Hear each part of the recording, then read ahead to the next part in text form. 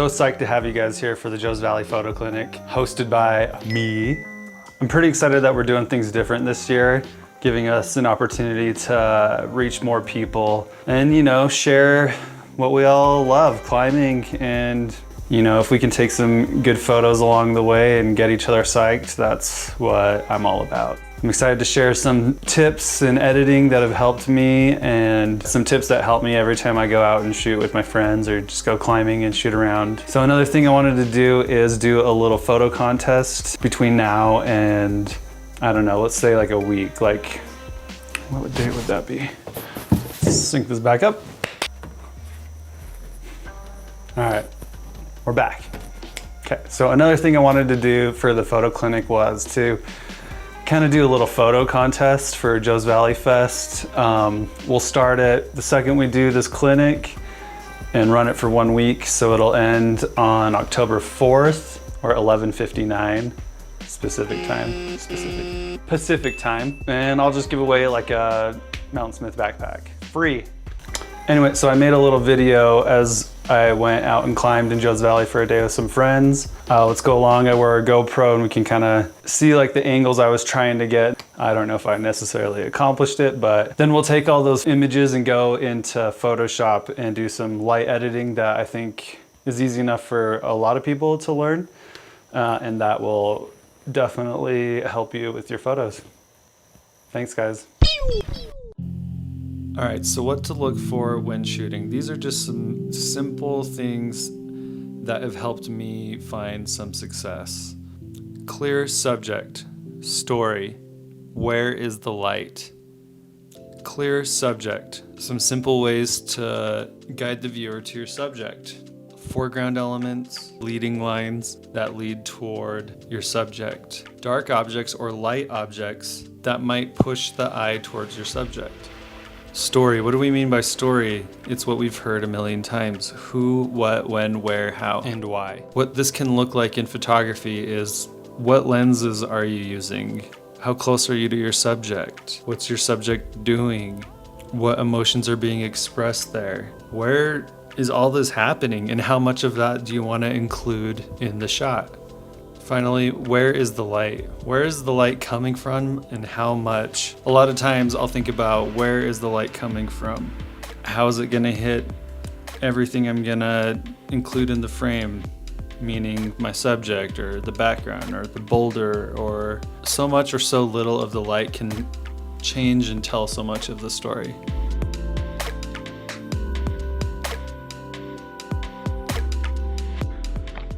So yeah, I think like pretty much any one of these, we'll see which one has the best movement.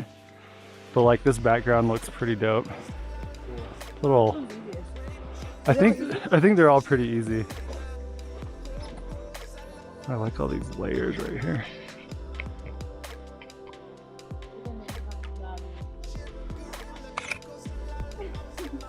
Yeah, keep going.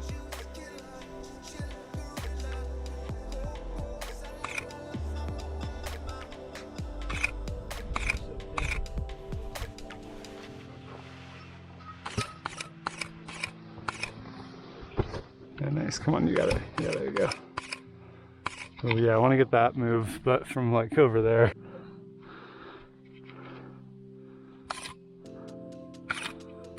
Yep. Good? Yep. Nice. Woo! That was more scary than I thought it was. Going back down.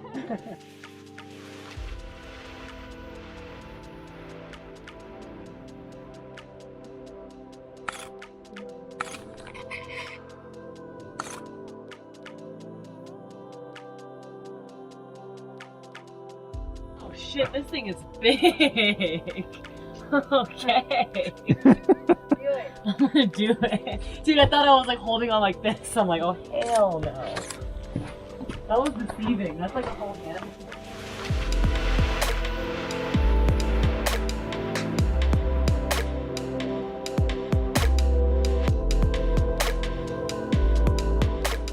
Yeah. Yeah, I think like right in there looks really cool. Oh, that's sick. Yeah, and then try to keep moving. Oh, try to keep moving? Yeah, if you can. Like, what do you mean, like just moving across? Yeah.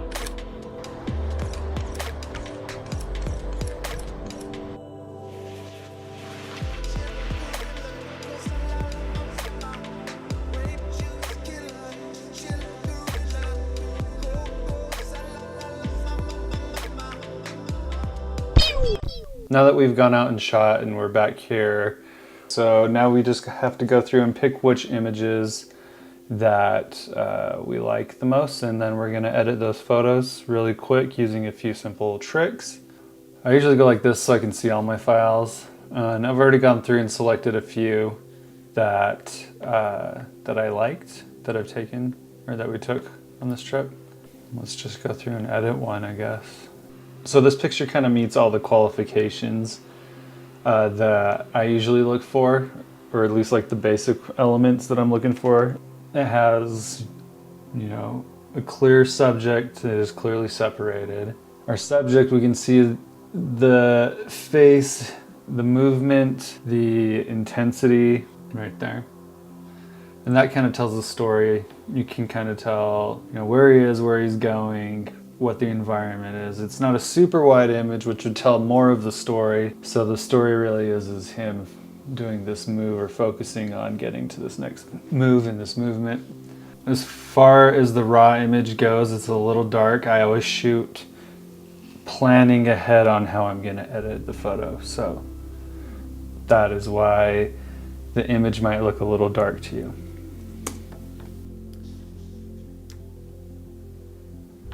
All right, so when you bring photos into Photoshop, if you're shooting on your iPhone or GoPro, it's gonna be in JPEG, and this part won't pop up. And this is what happens when you import a raw image into Photoshop, and it's kind of like your pre-edit into what you're gonna do later in Photoshop. So right now, initially, we're gonna lift our shadows. You can do that in the shadows bar right here. Typically, I'll go in here on our curves, pull up the shadow section here, lower the brights a little bit.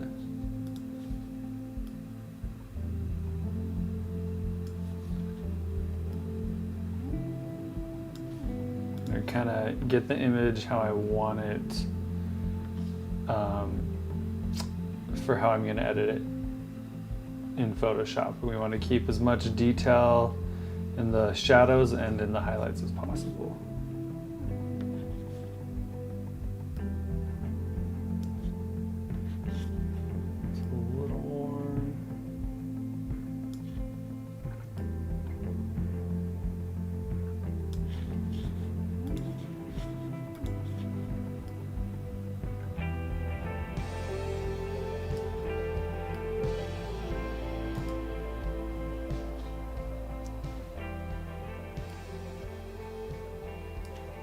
Alright, so let's open the image up.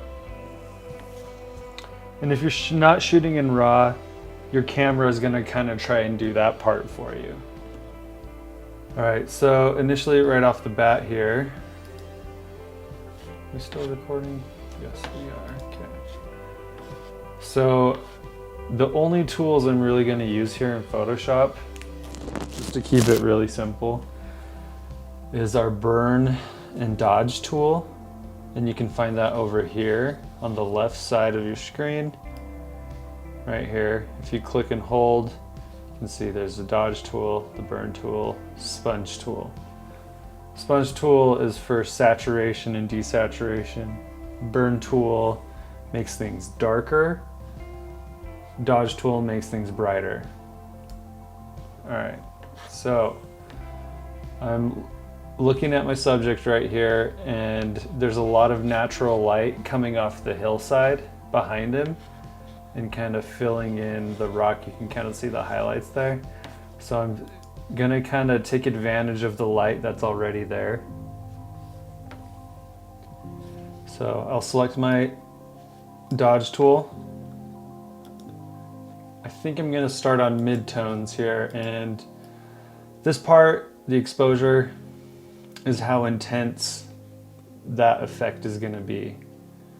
So I'm gonna just make it like 25-ish, just to see how it is right here. And when you click on it, you'll see that things get a little bit brighter.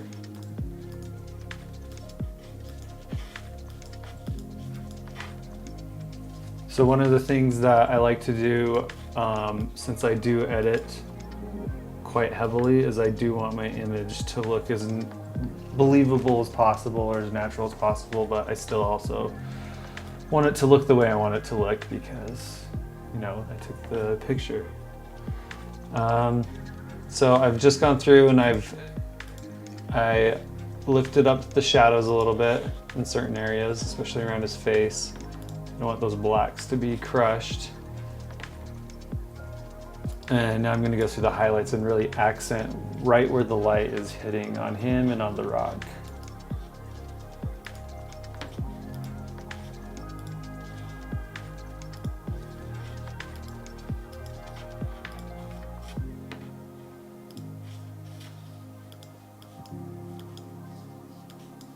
And so you can already see this image is already looking like way better. Maybe a little too much. Let's get that behind him. And it's pretty much ready to go for the Grammys, you know. A little bit heavy on the saturation on his face because he's trying so hard, he's all red. And there's some red bouncing off of his shirt. So let's get the sponge tool, make sure it's on desaturate. Gonna go down to 50%-ish. Just one click it. And that takes it down enough. And there you go, that's pretty good for that image. For as much as that I want to show anybody before things get crazy, because I do tend to do a lot more to pictures than just this, but I feel like this is a good base and a good, probably one of the most useful, simple tools in Photoshop.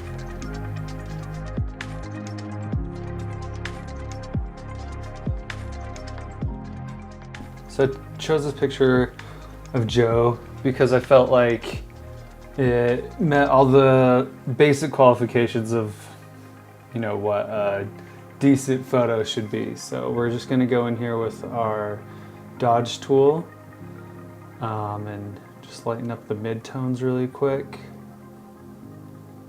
You can notice on the left side of the frame it's really dark. I was shooting at like 1/8000th or something, so that's probably the shutter there.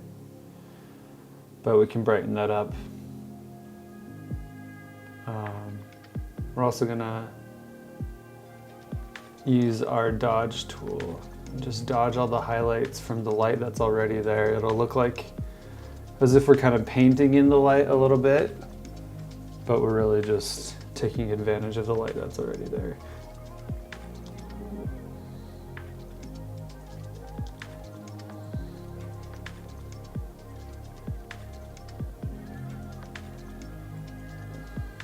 Just gonna get the fine details here where the light's hitting her. Just from manipulating the little bits of light that are there, you can change the picture so much. So when you go out to shoot, it's really important to kind of envision how you're gonna edit your picture when you're looking through your camera still.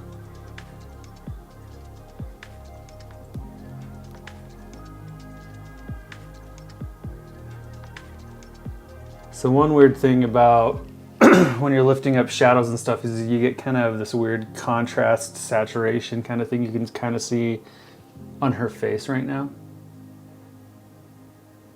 So we're gonna have to go in there and desaturate that a little bit.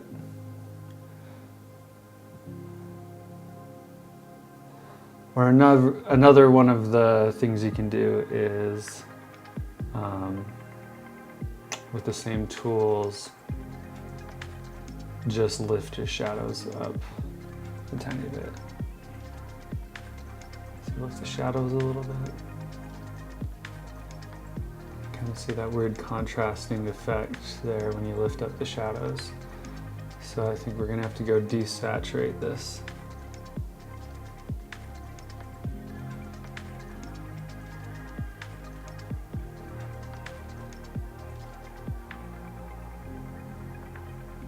And then we're gonna just go through, accent all the shadows really quick, just to make sure we're getting the full dynamic range here of the image.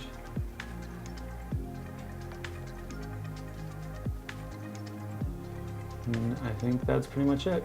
I think that one is pretty much ready to go. I thought this photo was all right. Throughout the whole day, for some reason, I didn't shoot very wide other than a couple of times. This is one of the times, and so the sun was starting to get really high, and one of the tricks that you can do is just place it behind like a tree branch or something. And you can also use the same trees or tree branch to create a foreground element.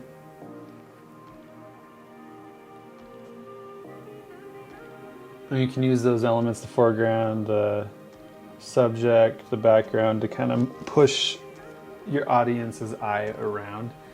And that's kind of like the whole idea, is to give life or give motion to something that is still. And so out of all the wide ones that we shot here, this was probably the one with the best body position. I kind of don't like that you can't see her other arm, but maybe we'll take it. So we're still just gonna use the dodge and burn tool. First we're gonna go through here with our midtones and kind of just lift or accent on the light that's already there in the image. And we kind of want it to look like, or at least I want it to look like there was like a bounce or a reflector throwing some light back onto her, even though there wasn't. So if we just focus on using the highlights through here, the midtones and the highlights, dodge those, we can kind of create that effect.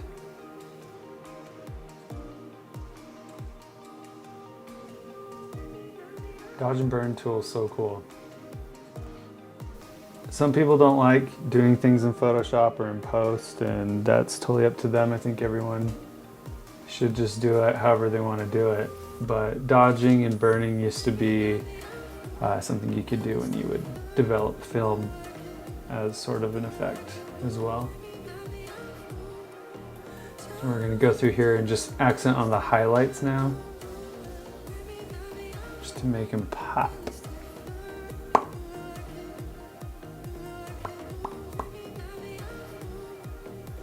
Beep pop pop, beep pop, beep beep beep pop, pop beep beep pop pop. Boop, boop, boop. All right, so now we're gonna burn a little bit, and we're only gonna focus on the shadows and kind of shade in only the darkest parts of where it should be dark, and kind of just push our the dynamic range of the image overall. It's starting to look a lot better. I'm gonna kind of bring the light from the sun to life here and kind of show it breaking through the trees. We'll do this through dodging with our midtones and highlights, I believe. And then we'll probably go through after with our burn tool and kind of burn the shadows again, and then it's starting to look pretty good. You can kind of tell though that on her shoulder and her face, that same contrasty saturation effect that happens when you lift highlights or shadows too much. So we'll have to go through and desaturate that. That one is pretty much ready to go. Thank you guys so much for taking this clinic. I hope that you learned something. If you guys have any questions, seriously, feel free to DM me on Instagram at 3 Peak Films. Also, don't forget about the little photo competition for that Mountain Smith backpack. Just tag me on Instagram in your photo and hashtag Joe's Valley Fest, and I'll choose from those batches of photos on October 4th. Also, don't forget to follow all these climbers that helped out with the clinic. They are amazing, so we really appreciate them. Give them a follow, and huge shout out to them.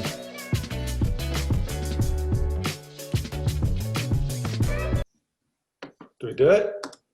Yay, thanks. Yeah. And then I All don't right. have any new questions. Can you hear me? Yeah, I can hear you. Okay, I'm gonna start my video too. Let's see. Oh, let's see. I was. Hi. So I don't have any new questions in the chat, but I do have old questions from social. Okay. And then so first question, which you kind of slightly went into, you're talking about um, choosing Photoshop, but like Lightroom versus Photoshop. Yeah, so I learned Photoshop before Lightroom ever came out. So I just stayed with Photoshop, but from what I understand, you can do like so much more in Photoshop. And that camera raw is kind of basically the same as Lightroom, minus a few things. So that's why I kind of stay in Photoshop. Totally. I mean, the dodge and burn really though.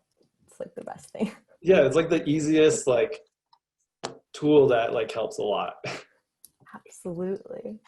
And then, oh yeah, and if anyone else has any other questions, feel free to ask. I have two more. And then tips for getting the right color temperature. Okay. Well, I mean, if your color temperature is a little weird, you're probably on auto or some sort of like auto effect like landscaping or tungsten lighting or something. But almost every camera has a part where you manually can control your color balance. And so from there, if you point it at like a white wall, you can get it to where white is white, and then you can go off of that. Or a white card, a white paper, coffee lids. Those are good. And what about for editing too?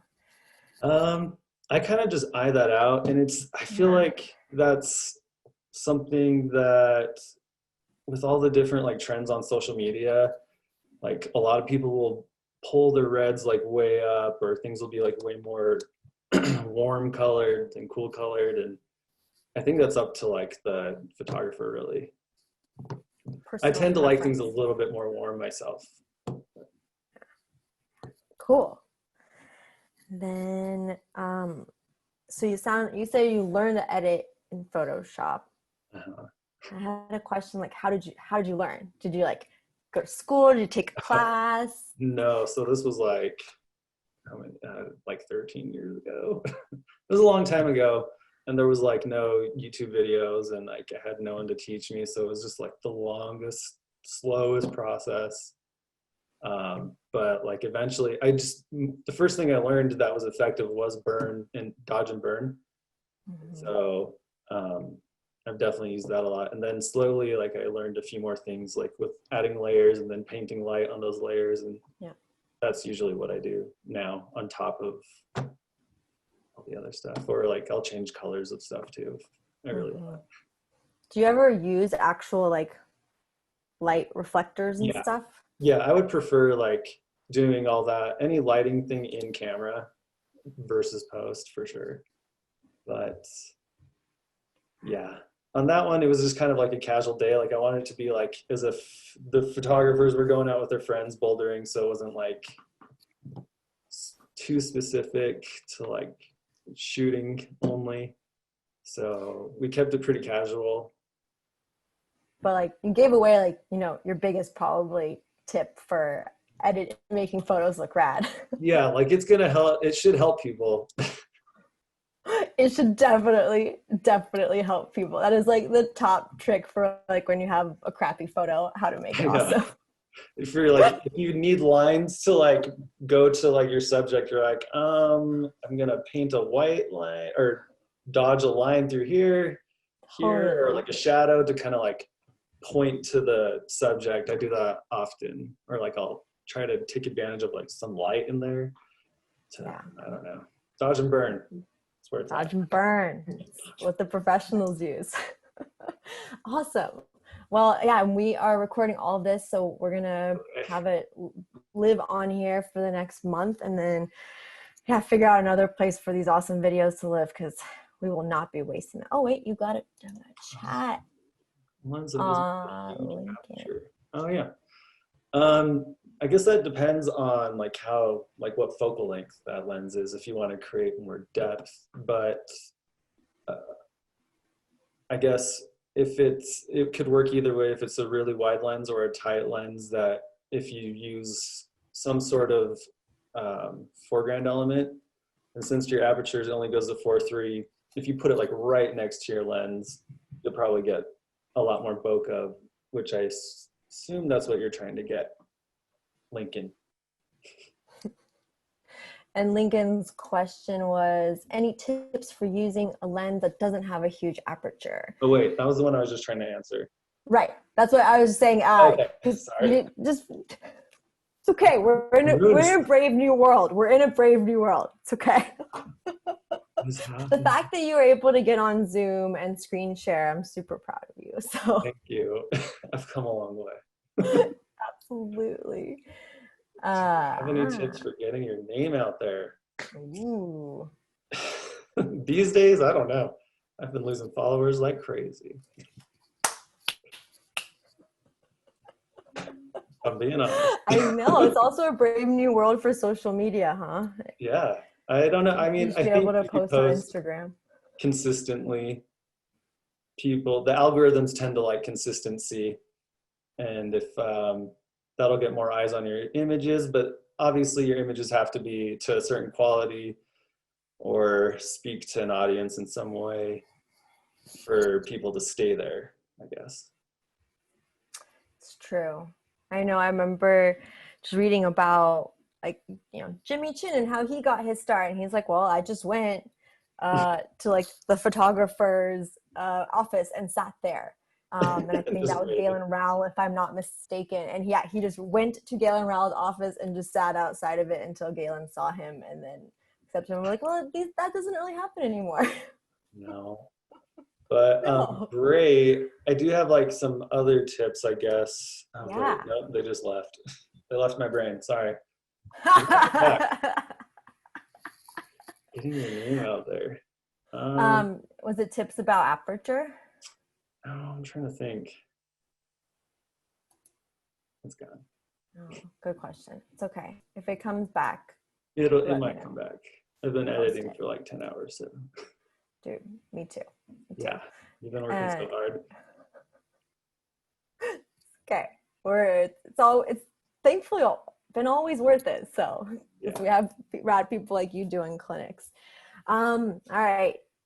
I don't have anything else to add. If you have any, Yeah. So come on, guys, ask your questions before this we is just a great cut this question. off. I'd have more guidelines, I guess, and I kind of tried to communicate that in this. This was kind of hard for me to try to keep it really analytical, because almost all the time I talk about photography or creating, I always just talk about feeling and like how I feel, or like what the image feels to me, or what it wants me to do. And so my rules are guidelines, and I honestly go off of how it feels to me, that whatever's in the shape. I try to think of it as like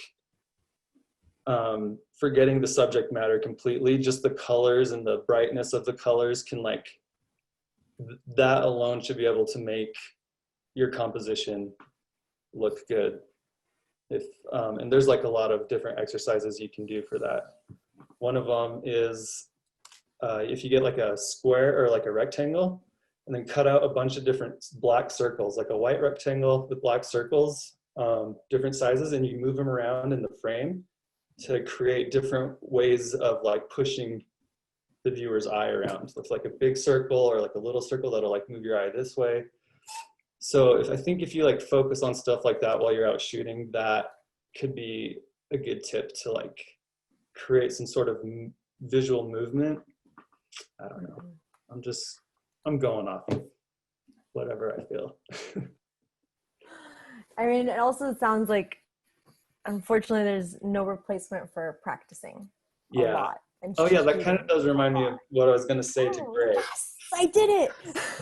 I was going to say another tip is to go out and shoot every single day, even if you're at home, like something boring at home. Like I think that is one of the best exercises for learning how to create better work in any situation, and that should help your name get out there.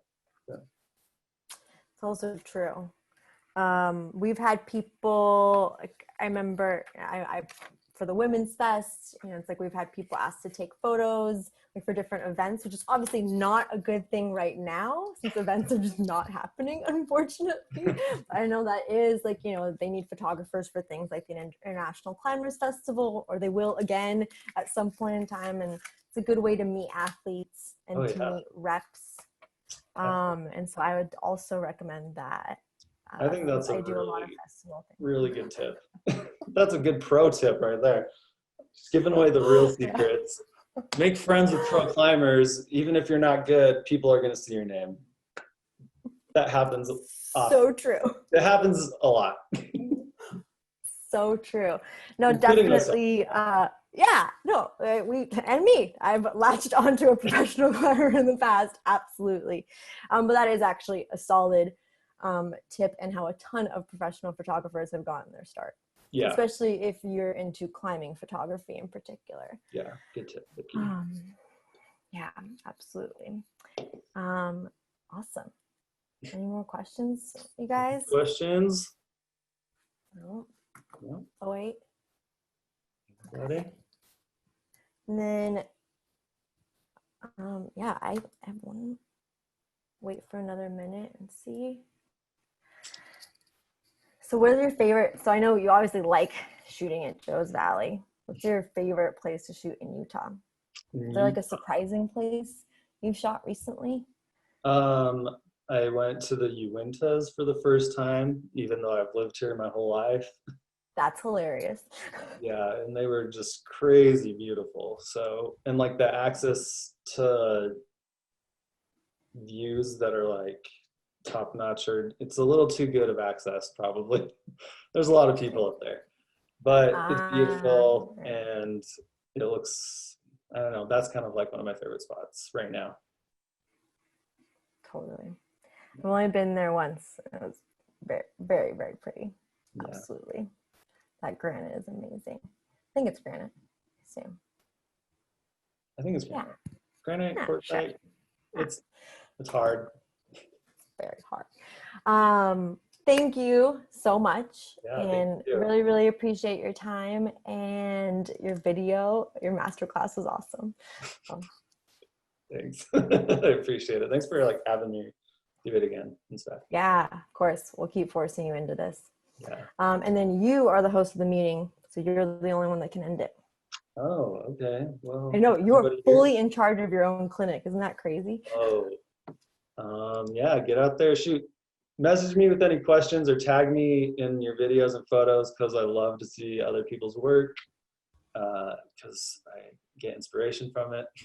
And I'm like happy for you, other people's success. So yeah, thanks guys.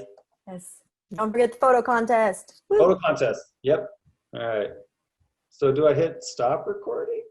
No, you can keep recording. You just hit stop meeting. There might be a stop meeting button. Is there a leave meeting? If you stop recording. Stop video? Oh wait. I can stop recording.